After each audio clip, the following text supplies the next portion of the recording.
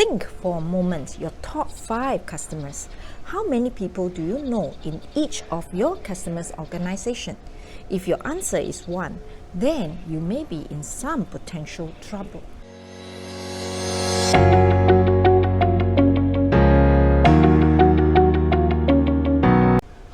Hi, welcome to Sales Breakthrough with AngelaOh. If you're new to this channel and are keen to find out how to increase your sales, then do subscribe to my channel by clicking on the subscribe button below, as I'll be sharing with you practical sales tips every week. We all love to stick with people who like us, and we carry that behavior even to our selling. Oftentimes, when we have built a good relationship with a particular person in an organization, we tend to liaise with that contact only. That brings me to the second principle of value conversation. Value proposition is the strongest among multiple players in the organization. In this statement, when we talk about players, we are referring to the various people in an organization.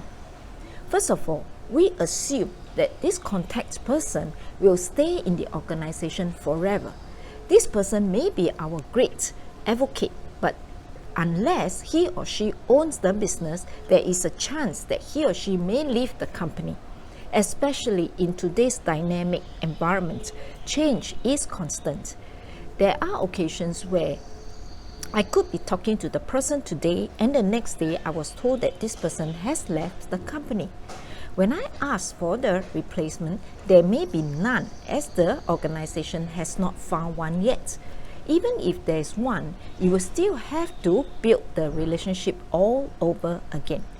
It never hurts to spread your contact points, because you never know when they will be contacting you for other opportunities. Also, the buying decision process has become more complex, and it's not true that the decision-making process is only made by the boss alone. There may be other players who can influence the buying decision, as they can be the end users, and the boss may value their opinion and feedback before making any buying decision. So why is value the strongest when distributed among multiple players? We need to recognize that the implications of an identified problem is never limited to only one person in the organization. In fact, the various departments are interlinked, and someone's pain will affect another department. It's like a domino effect. So, if your product or service can help one person, it will also be useful to the other departments as well. So, why restrict yourself to only one person in the organization?